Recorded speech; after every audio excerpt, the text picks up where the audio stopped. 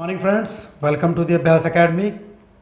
तो आज हम करने जा रहे हैं पेयर ऑफ लीनियर इक्वेशन का सेकंड पार्ट हम स्टार्ट कर रहे हैं। फर्स्ट पार्ट में हमने ग्राफिकल मेथड देखा, अब हम कुछ और मेथड देखने जा रहे हैं कैसे इक्वेशंस को सोल्व किया जा सकता है। Right, okay.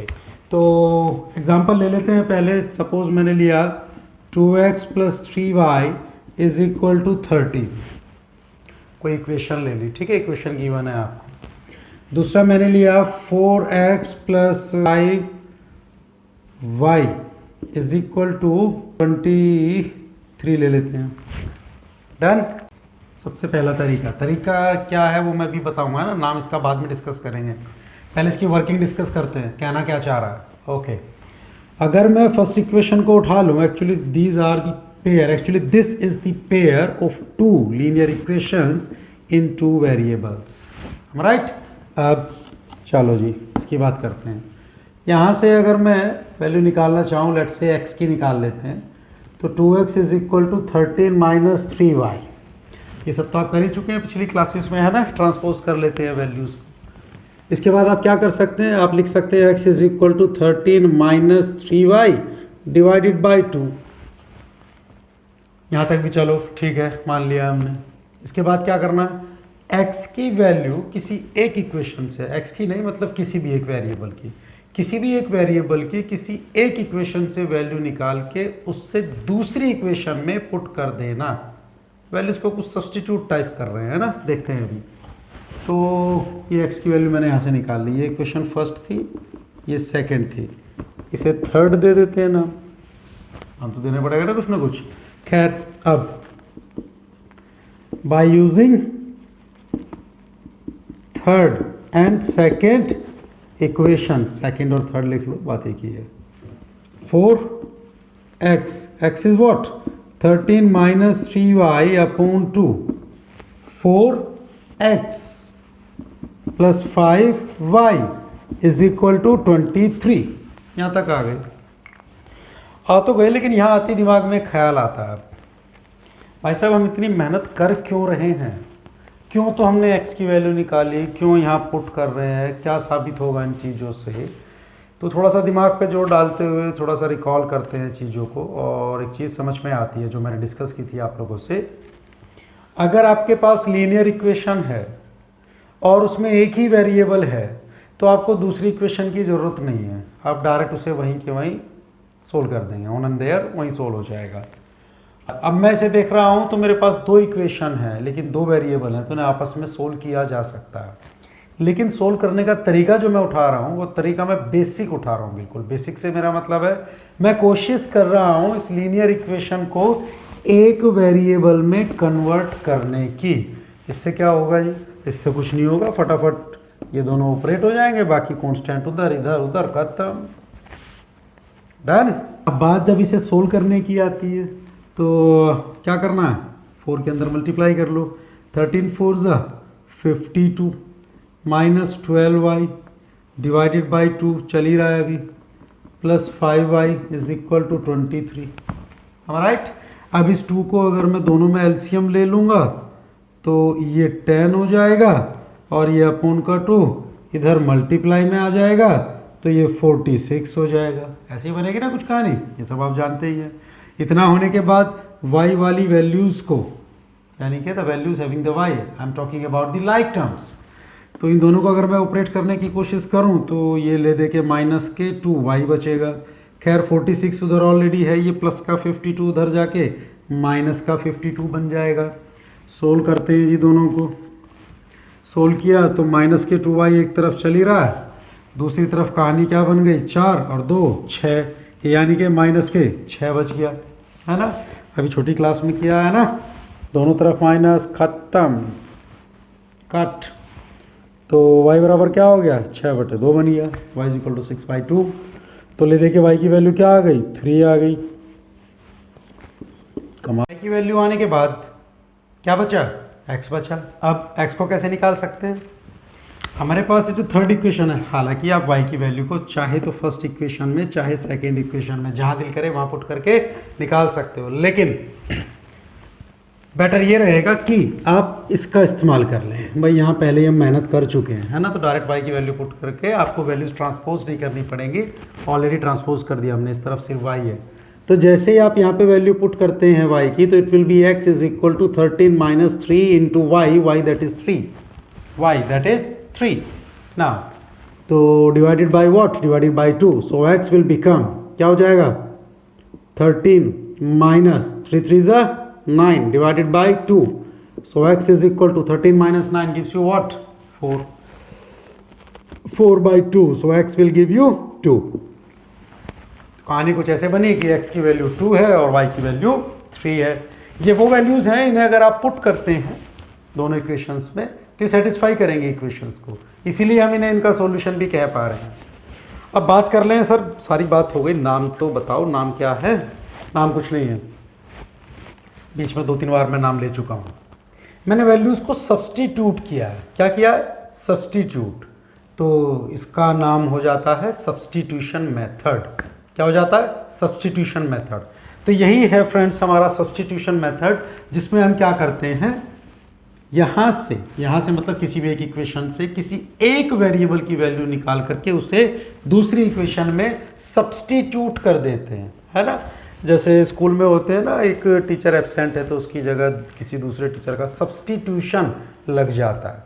बात पकड़ में आ रही है? तो एक की जगह दूसरा, तो x की जगह y, है ना। ऐसा करने से क्या फ़ायदा होगा वो आप समझ ही गए हैं, एक सिंगल वेरिएबल में आ जाएगा, फिर तो हमारे कब्जे में है बात, फिर तो हम उसे ऑन एंड देयर फटाफट सोल्व कर सकते हैं।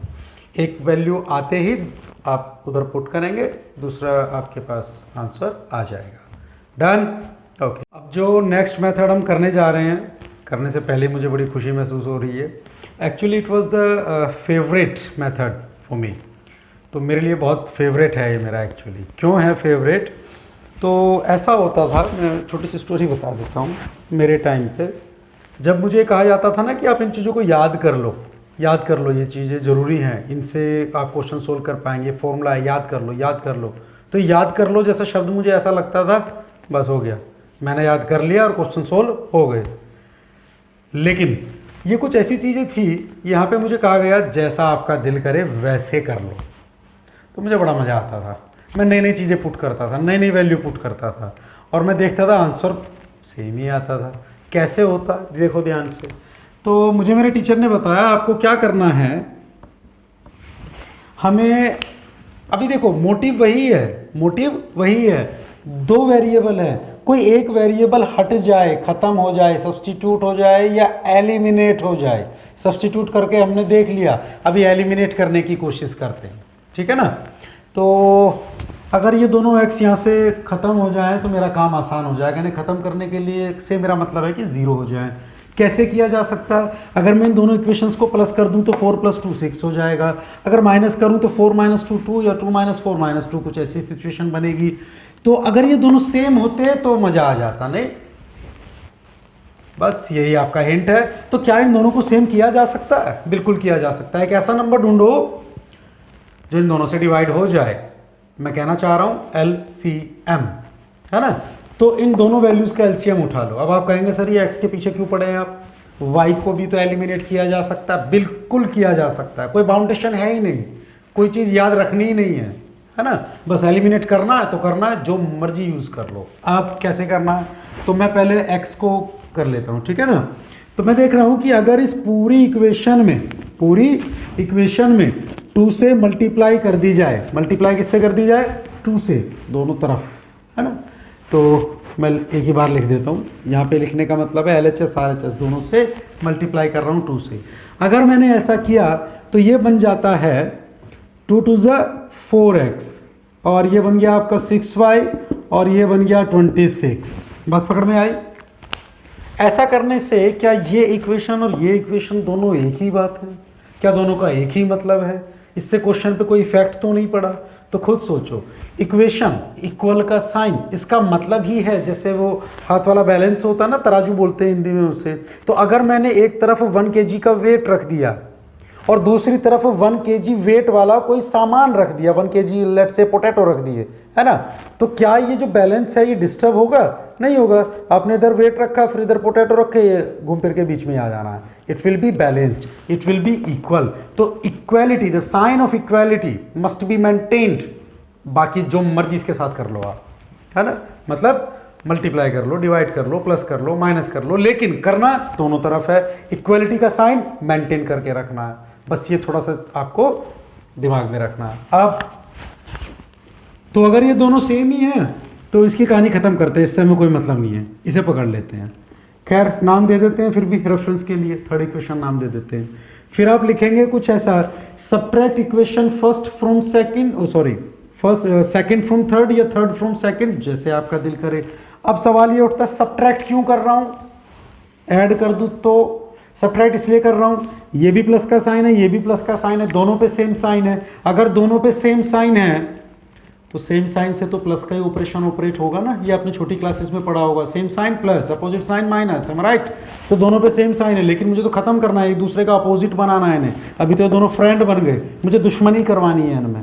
बात पकड़ में आ रही है ना, दोनों अपोजिट होनी चाहिए। ये कहता है कि मैं प्लस हूँ, तो मैं कहता हूँ कि इस पूरे में ना माइनस की मल्टीप्लाई कर दो, या आप एक काम करो, जब आप 2 की मल्टीप्लाई कर रहे हैं साथ के साथ -2 से आप मल्टीप्लाई कर दो, या नहीं करते जी, इतना झंझट हमें याद नहीं रखना, तो ठीक है मत रखो। जैसे ही आप यहाँ पे आ जाएंगे तो आपको पता है आपको यहाँ माइनस चाहिए, माइनस चाहिए तो इसके लिए आप क्या करो, इक्वेशन को माइनस कर दो, ठीक है ना, प्लस करने की बजाय माइनस कर दो। माइनस क्या करता है, साइन को चेंज कर देगा, और जैसे ही साइन चेंज होंगे, ये माइनस हो गया, ये प्लस था, ये भी माइनस हो गया, ये प्लस है, ये भी माइनस हो गया। अब इत्तेफाक ऐसा है कि सारे प्लस थे, सारे माइनस हो गए, हमें उससे कोई फर्क नहीं पड़ता। हमारा फोकस कहाँ है, हमारा फोकस यहाँ पे है, इन दो चीज़ों पे। खैर जैसे ही मैं यहाँ आता हूँ, अब मैं स्टार्ट करता हूँ। अब मैं इन दोनों इक्वेशंस को क्या कर रहा हूँ, एक्चुअली सब्ट्रैक्ट कर रहा हूँ। मैंने इसको इसमें से सब्ट्रैक्ट कर लिया, या आप इसको इसमें से सब्ट्रैक्ट कर लो, जैसे दिल करे, कोई बाउंडेशन है ही नहीं। खैर काट दिए जी। यहाँ क्या बचा, +5 - 6 गिव्स यू -1। 1 लिखने की जरूरत नहीं है, डायरेक्ट y लिख दो चलेगा। बाय डिफॉल्ट कोफिशिएंट क्या होगा इसका, 1 ही होगा। अब यहाँ पे आ गए तो क्या बनेगा, -3 बनेगा। माइनस से माइनस गया तो y = क्या हुआ, 3 हो गया।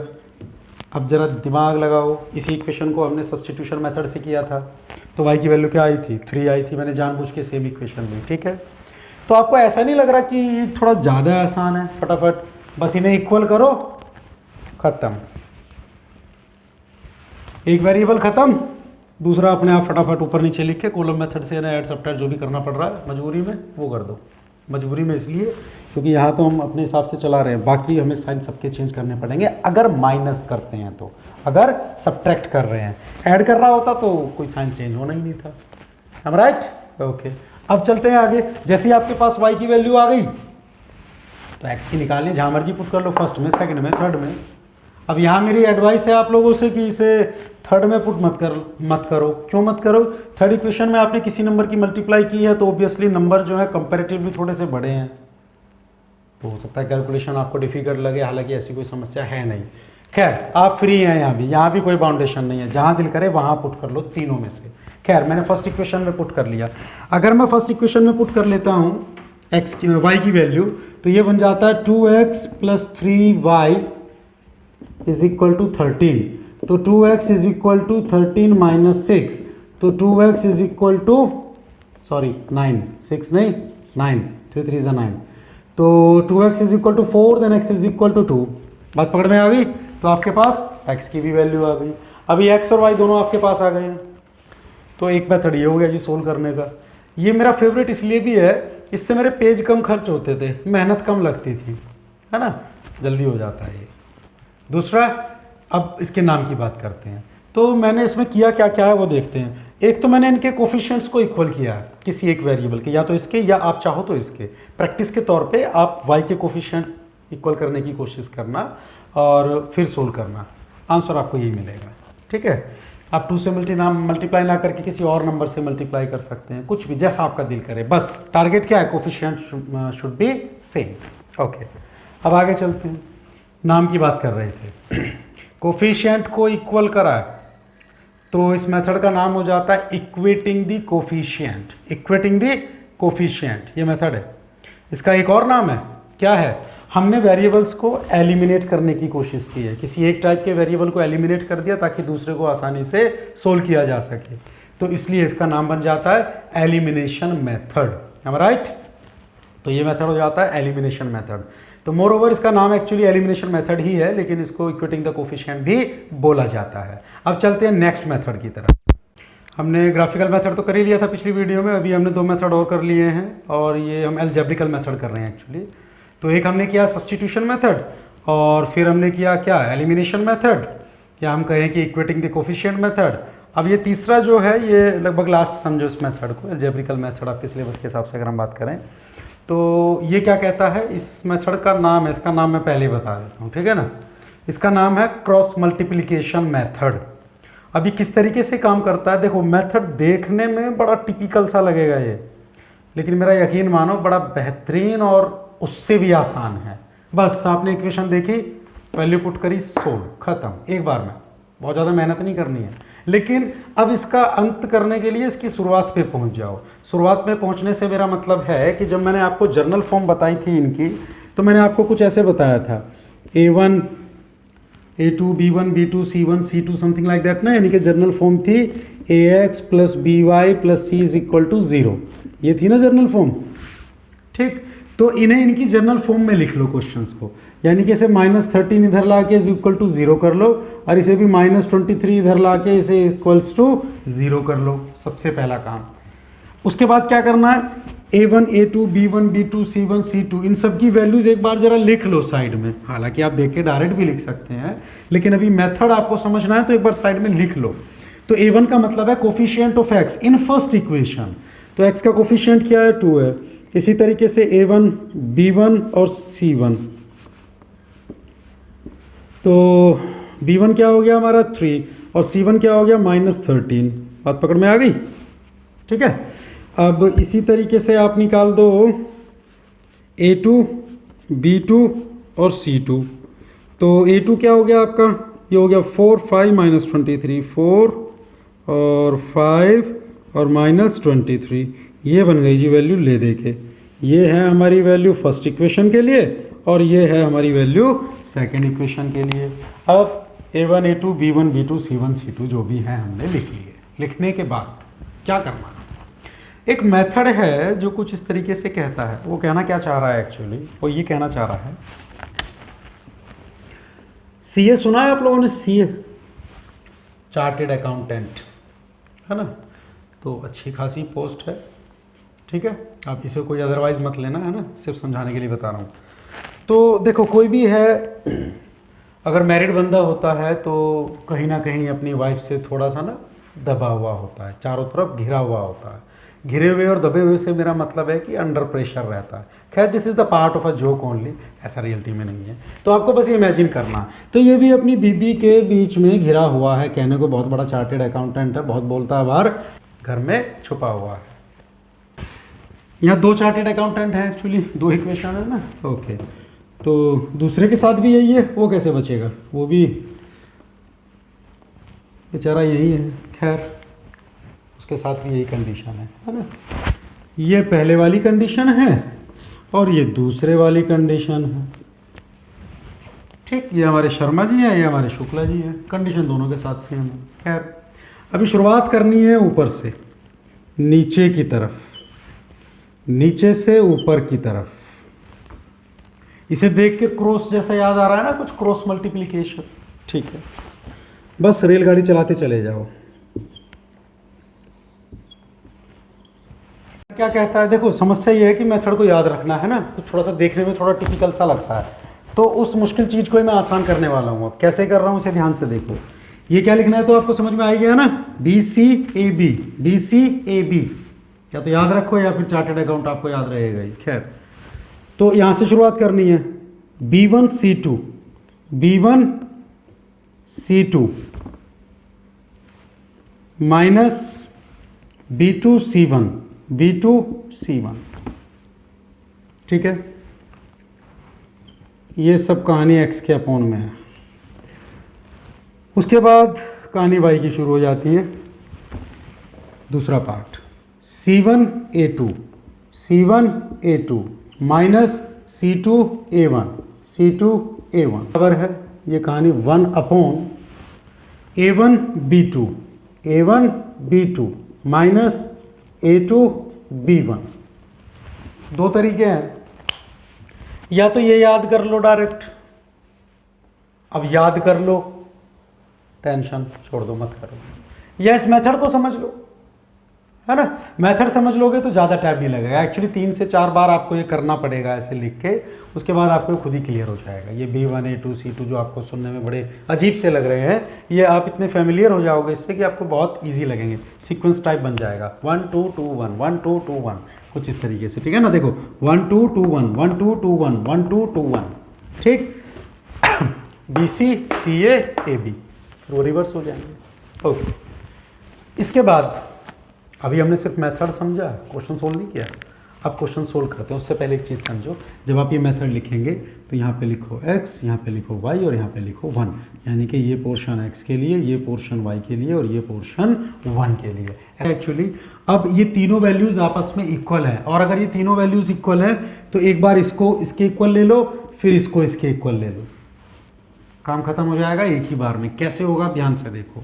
अगर मैं इसे सोल्व करता हूँ, मैंने ये लिया x और 1 दोनों को उठा लिया, मतलब x upon B1 into C2, देखो ध्यान से, B1 इंटू C2, B1 कितना है हमारे पास, देखो यहाँ पे इक्वेशन में हम क्या करेंगे, इसे जनरल फॉर्म में लिखने के बाद हम ये सब वैल्यूज लिख लेंगे ताकि हमें आसानी हो जाए। अब B1 is 3 and C2 is 23, so 23 3s are 23 is 60, 3 3s are 9, 69 plus minus minus, तो माइनस के 69 आ गया पहली वैल्यू से मेरा मतलब इससे है। आगे माइनस का साइन है, फॉर्मूले में लगा हुआ है, और फिर जो भी वैल्यू आएगी वो लिखनी है। प्लस की आएगी तो प्लस में लिखना, माइनस की आएगी तो माइनस में लिखना। ये मैं इसलिए बोल रहा हूँ क्योंकि मैंने देखा है बच्चे यहाँ बहुत गड़बड़ करते हैं, बहुत ज़बरदस्त गड़बड़ करते हैं, है ना, तो वो नहीं होनी चाहिए, ठीक। उसके बाद कहानी है B2 C1, B2 and C1, यानी कि 13 5s are 13 5s is what 65। Now minus का है क्योंकि ये माइनस है प्लस है, तो माइनस के 65, डन। ओके, इक्वल्स टू किसके ले रहे हैं, 1 वाली वैल्यू के, यानी कि 1 अपॉन A1 B2, तो 5 2s are 10 minus A2 and B1, that is 4 3s are कितना हो गया, 12 हो गया। बात पकड़ में आई, क्लियर है, ओके। अब देखो जरा ध्यान से, अब इसको सिर्फ सोल्व करना है और कुछ नहीं। खैर ये माइनस माइनस क्या हो जाएगा, प्लस हो जाएगा, तो ये कहानी ले दे के क्या बन जाएगी, मैं यहाँ सोल्व कर देता हूँ ऊपर। तो ये बन गया आपका x upon minus 69 plus 65, minus 69 plus 65, और ये इक्वल किसके है, 1 अपॉन माइनस 2 के, 1 अपॉन माइनस 2 के, ठीक है। अब इन्हें जब आप सोल्व करेंगे तो ये हो जाएगा x अपॉन माइनस के 4 is equal to 1 upon minus के 2, माइनस से माइनस दोनों कैंसिल हो सकते हैं, 4 उधर चला गया तो x की वैल्यू आ गई 2। बात पकड़ में आई, जरा दिमाग पे जोर डालो और देखो इस इक्वेशन को जब हमने सोल्व किया था पिछले मेथड से, तो x की वैल्यू क्या आई थी, 2 आई थी, y की 3 थी, है ना। अब क्या कर सकते हैं, कुछ नहीं, देखो ध्यान से। अब आप y को इसके इक्वल ले लो, सेम इसी मेथड से डायरेक्ट y की वैल्यू निकल जाएगी, या x की वैल्यू आई गई है किसी भी एक इक्वेशन में पुट करके y की निकाल लो, मर्जी है। लेकिन बात अगर क्रॉस मल्टीप्लिकेशन की है तो you have to use this method, am I right? अब ये मेथड शुरू में मैं मानता हूँ कि अधिकतर सभी बच्चों को बड़ा मुश्किल सा और टिपिकल सा लगता है, और ये A1 A2 B1 B2 बड़े कंफ्यूज करते हैं। अब आपको करना क्या है, एक्चुअली कुछ क्वेश्चंस मैंने पिछली वीडियो में दिए थे जो आपको ग्राफिकली सोल्व करने थे, इक्वेशन बनाने को कहा गया है, उसमें आपको सोल्व भी करने थे। तो उन सेम क्वेश्चंस को दोबारा इक्वेशन बनाओ, इक्वेशन बना करके हर एक क्वेश्चन को ग्राफिकल मेथड से, फिर तीनों एल्जेब्रिकल मेथड से सोल्व करो उसे। तो 6 4 24, तो वो 6 क्वेश्चन आपके 24 क्वेश्चंस हो गए, 24 क्वेश्चंस हो गए। बात पकड़ में आ गई। मेथड क्लियर होने के बाद ध्यान से देखो, 2 इक्वेशन, मेथड क्लियर है। अगर क्लियर हो जाए, एक बार x वाला लिखा फिर y वाला लिखेंगे, कहानी खत्म हो जाएगी एक ही बार में। ना कोफिशिएंट्स को इक्वल करना है, ना एलिमिनेट करना है, ना सब्स्टिट्यूट करना है, कुछ नहीं करना। डायरेक्टली वैल्यूज पुट करनी है, डायरेक्टली वैल्यूज पुट करनी है। On this behalf the method become a little bit easier actually. तो डिफिकल्ट लग रहा है सिर्फ ये इन कोफिशिएंट्स की वजह से, ठीक है, need not to worry about that. तो अभी स्क्रीन पे कुछ आपको क्वेश्चंस शो होंगे, ठीक है। मोस्ट प्रोबेबली मैं कोशिश कर रहा हूँ वर्ड प्रॉब्लम देने की फ़िलहाल। तो ये वर्ड प्रॉब्लम है ना, इनसे ताकि आपको इक्वेशन बनानी भी आ जाए, ऐसे क्वेश्चन अधिकतर आते हैं। इसके अलावा कुछ स्पेसिफिक इक्वेशंस हैं, डायरेक्ट इक्वेशन गिवन होगी, लेकिन कुछ इस तरीके से गिवन होगी कि उसे आपको लीनियर इक्वेशन इनटू वेरिएबल में कन्वर्ट करना होगा, है ना। और यानी कि कुछ वैल्यूज़ को सब्स्टिट्यूट वगैरह करके उसे पहले प्रॉपर फॉर्म में लिखना होगा, तब आप उसे सोल्व कर पाएंगे। और ज़्यादा से ज़्यादा क्वेश्चन को टिपिकल बनाने के लिए क्या किया जा सकता है कि वैल्यू डेसिमल में, फ्रैक्शंस में, रेशनल नंबर की फॉर्म में इस तरीके से लिख सकते हैं, उससे कोई फर्क नहीं पड़ता। Method remains the same. कोई भी क्वेरी आती है, कोई भी क्वेश्चन ऐसा आपको लगता है having difficulties, you can ask me any time, just comment section में आप डाल दो। I will try my level best to solve it uh, जितना जल्दी हो सकेगा मैं सोल्व कर दूंगा। ये क्वेश्चन जो आपको स्क्रीन पे आपने देख लिए हैं, इन क्वेश्चंस को नोट कर लें और ट्राई करें ज़्यादा से ज़्यादा क्वेश्चन सोल्व करने की। इनके अलावा और भी क्वेश्चंस आपको करने हैं अपनी तरफ से, ठीक है ना। Okay, so thanks for watching this and have a nice day. Please subscribe more and more. Thank you.